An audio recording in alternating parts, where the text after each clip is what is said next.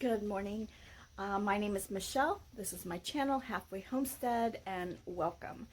I had planned on doing a garden tour this morning, but it has been storming since the early hours of the morning, and it is still going. We're kind of in between thunder booms right now, and it is very, very wet. Oh, there's some thunder rumble. All right, so instead of going out to the garden, let's talk about seeds that I just received because of getting a gift card, and that was so exciting and so fun to shop. Come on, Daisy. Daisy's going to come up on the porch. There she is. Oh, you got her tail. Okay. And let's see, we'll talk about seeds. I'll talk about potatoes. And then at the very end, I want to talk about some negative comments that I received on my channel. And so I'll be back with you shortly. I'm going to go get the seeds. Okay. I had to move inside because it's just so dark out there. I didn't think you'd be able to see what I was doing. So at the end of the school year, for those of you that don't know, I do teach first grade in our local elementary. And man, over the years, I've taught first grade for 18 years. And I have had some of the best parents of students. And I don't mean that because they buy me things, because some do. But I've just really been able to develop great relationships with those people, and am still in contact with a lot of them. And it's so much fun to see my previous first graders, you know, around town. They're in the church. They come to the farmer's market. Excuse me. I even have had some children of my previous first graders, and before that I worked in special ed, and so I see, you know, those kids around, and it is just such a special thing to have built those relationships.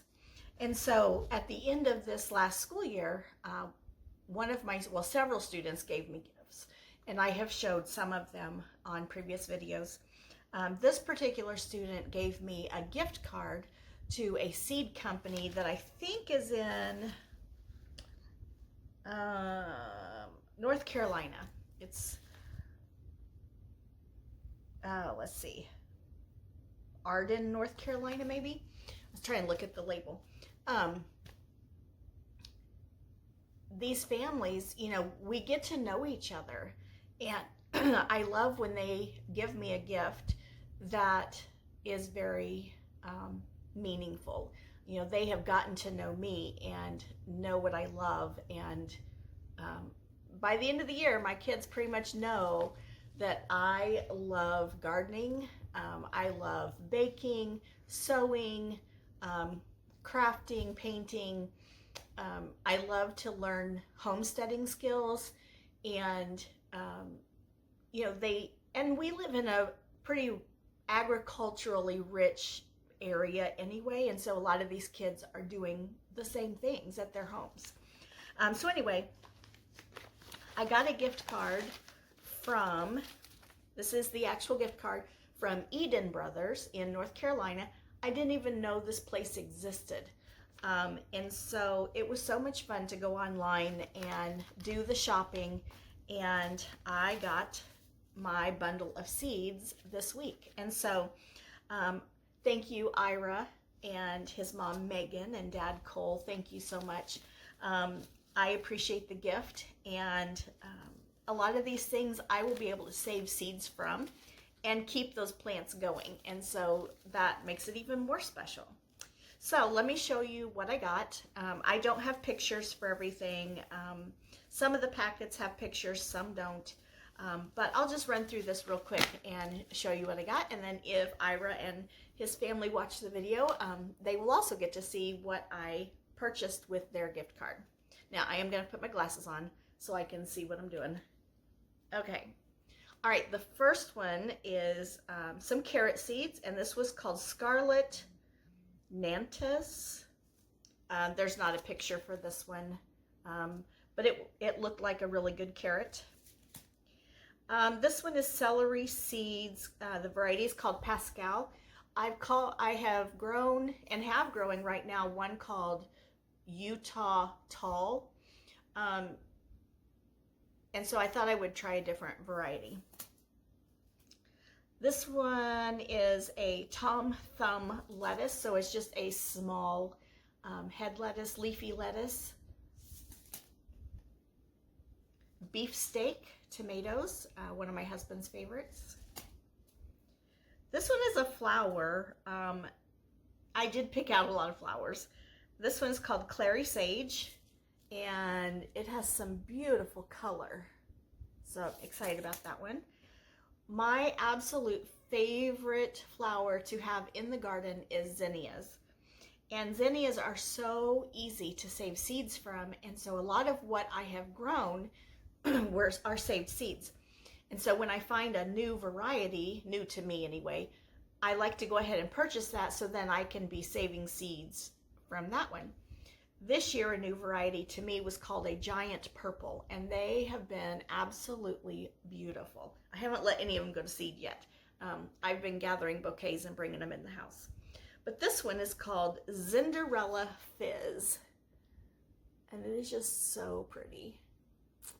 Okay, I grow onions that I buy the little plant starts from Dixondale Farms out of Texas, and they are fantastic. The variety I prefer is called Candy, and it's a very sweet yellow onion.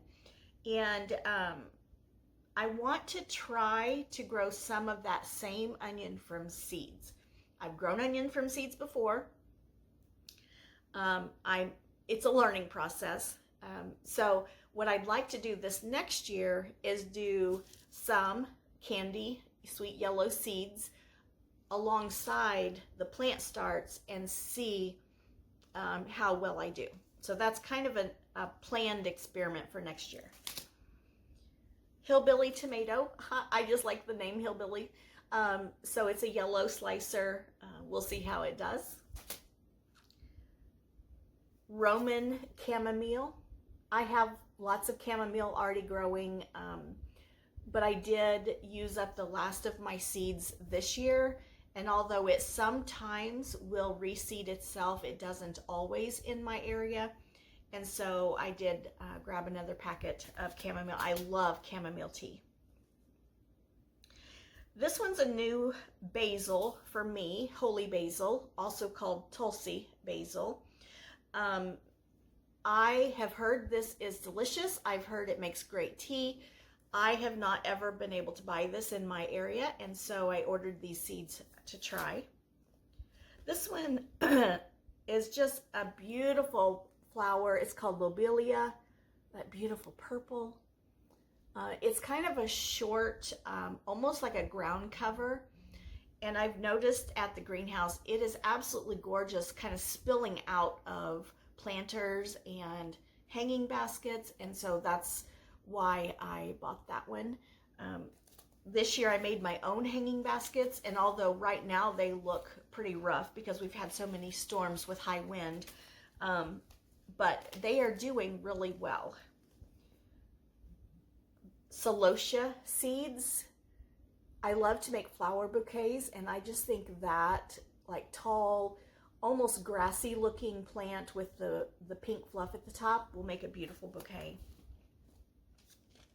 Sunflower seeds. This one doesn't have a picture, but it was called Evening Colors, and it was very much like the sunset in a flower. It was very pretty, and I do love sunflowers. This one does not have a picture either. It was called Chef's Choice Pink. It is a hybrid, and it was just another slicing tomato. Scott really likes pink slicers. And this zinnia, no picture for this one. It's called Zahara Sunburst, and it was a beautiful like yellowish gold, orange, a little bit pink, kind of a sunset color pattern. So thank you, Ira. Thank you, Megan, and the whole family. I cannot wait to get some of these planted. Some will wait till next year, and that's going to be fabulous because that's a gift that just keeps on giving, and especially when I can save the seeds and use them year after year after year. So again, thank you so much. Next, we're gonna go look at the potatoes. It was a little bit of a disappointing harvest this year, but I want to show you what we've got and talk about my plans for next year. This is our downstairs bedroom, guest bedroom, catch-all bedroom. These shelves here behind me, these have grow lights on them. That's where I start my seeds, but that's also where I cure the potatoes. And I mentioned a few minutes ago that this was kind of a disappointing harvest this year. We planted just as many potatoes. Probably a fourth of them never came up. And then I tried a new variety this year, and although they're going to be okay, but they were definitely not what I expected. So last year I was able to fill all 4 of these shelves with potatoes and stacked on top of each other. So we now have just, less than 2 full shelves, and I'm going to show you what I have in the tub. This is the last of what we harvested. Not tub, little box. Okay. This is the last of what we harvested. And although there are some good sized potatoes, the new variety that I tried are mostly like this size. There are a couple bigger ones, but I don't think this is that new variety. I think that's something else. This might be that new variety. That's probably the biggest one. So that newer variety, I'm going to grab the packet and show you. It was a potato that you start from seed. I had never done that before, and I was very intrigued by that and very excited. Planted the seeds. I planted 12 seeds. 11 germinated, so I thought that was really good. They were very healthy looking plants, and that's those little potatoes I just showed you. And so we planted, we put on straw, we did everything that we always do with potatoes, and waited for the plants to flower and then die back. They were not completely died back, but they were definitely headed that way. So we went ahead and harvested, and then those little bitty potatoes is what we got. The variety is called Clancy, and let me look here. Let's see. Supposed to be 85 to 110 days from transplant, so we hit that. And I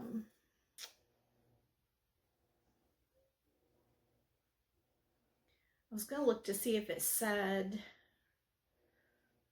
it grows in a diversity of colors, which what we got are all the same. They are considered to be a cream potato. They can be round or oblong.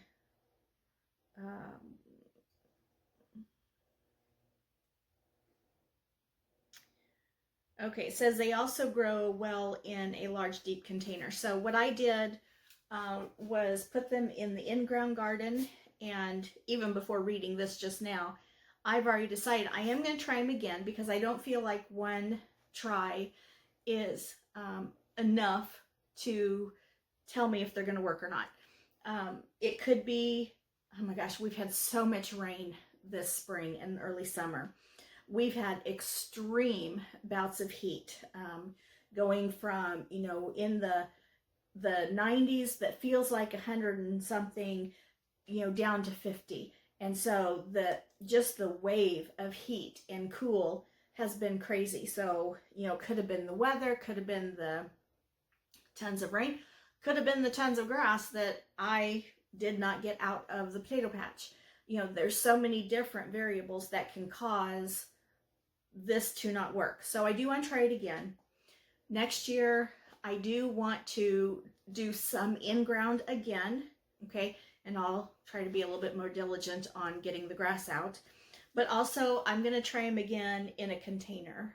I do all of my sweet potatoes in containers. Riley, my son's girlfriend, they garden here too. She did potatoes in grow bags alongside the sweet potatoes. We harvested those 2 days ago, and it was an absolutely worst potato harvest we've ever had. Off of 2 plants, she got 2 potatoes. The other grow bag that she has, I think she had 2 plants in there, and they were those little bitty, you know, basically new potatoes.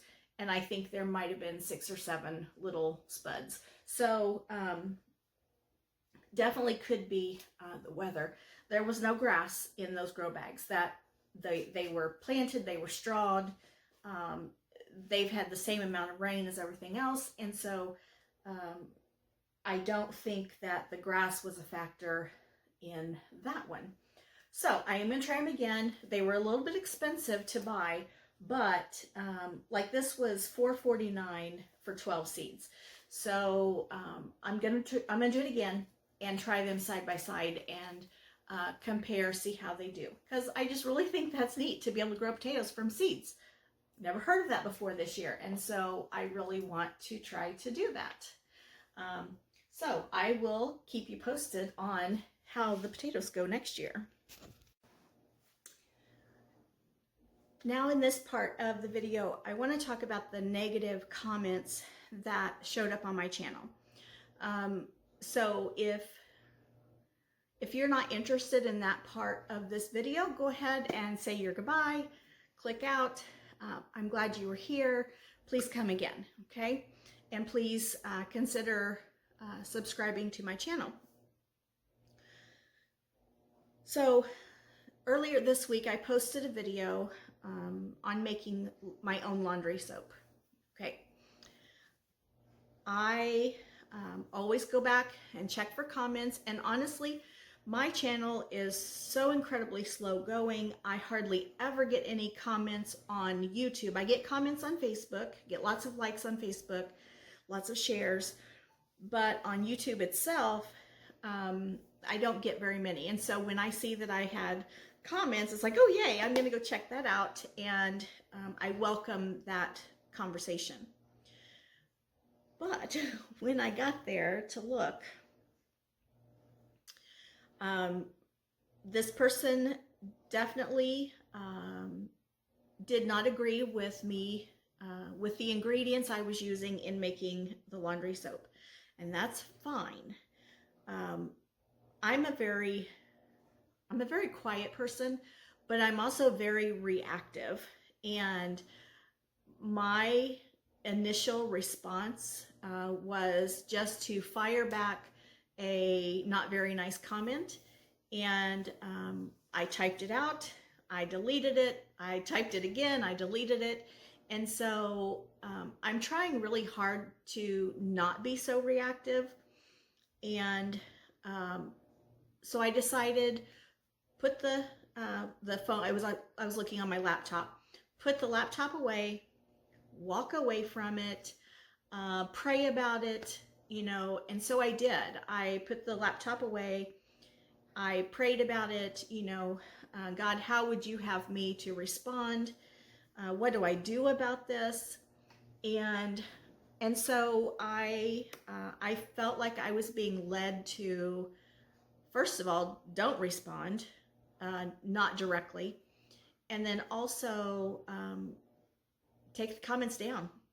As administrator of my channel, I can do that. I can take those comments off of my page. If that continues, I will probably try to block that person. Now, I don't care that they don't agree with what I was doing. Let's have that conversation. Let's talk about why you don't agree, and maybe I need to learn something. That is very welcomed. I don't appreciate crude, nasty language on my channel or in the comments of my channel. That is where I draw the line.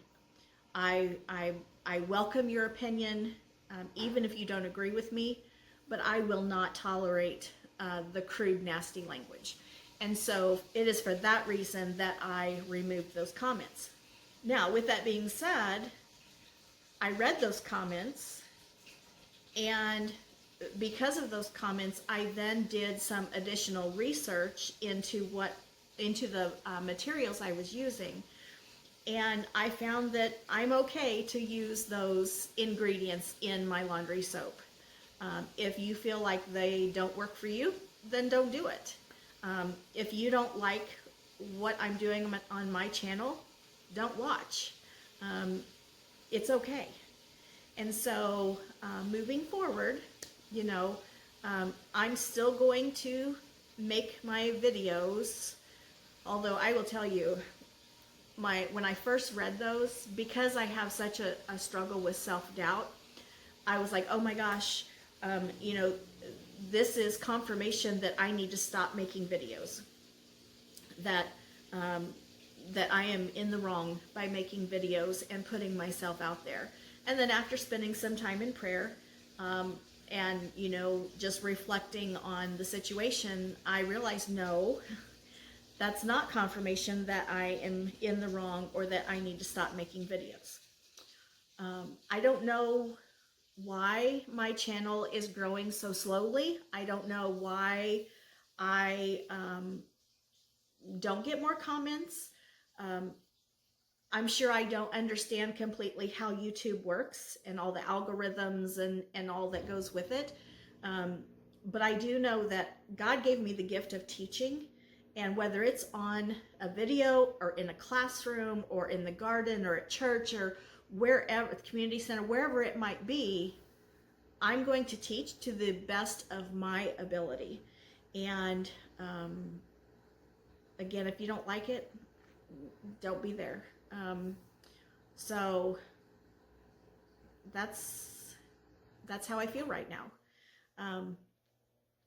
I like doing the videos. I have fun with it. I will tell you, when it becomes a job and it's not fun anymore, that's when I'm going to stop. As long as I can keep those negative people out of my head and just away from, you know, bursting my bubble of fun, okay? So that probably doesn't make any sense. In my mind, it made sense, so I am sorry if it didn't. But anyway, I am so thankful that all of you are watching my videos. About the time I think that I'm not going to do it anymore because that self-doubt sets in, you know, somebody in the community or at the church or at the school or wherever will say something about really enjoying my videos, and so then that gives me that little boost of self-confidence. So so I will keep doing it for as long as I can. And thank you for being here. Thank you for watching. Please share my videos, help me grow my channel, like and subscribe. It is helpful if you like and subscribe on YouTube, but I appreciate those Facebook likes also. So I will see you on the next video. Bye, friends.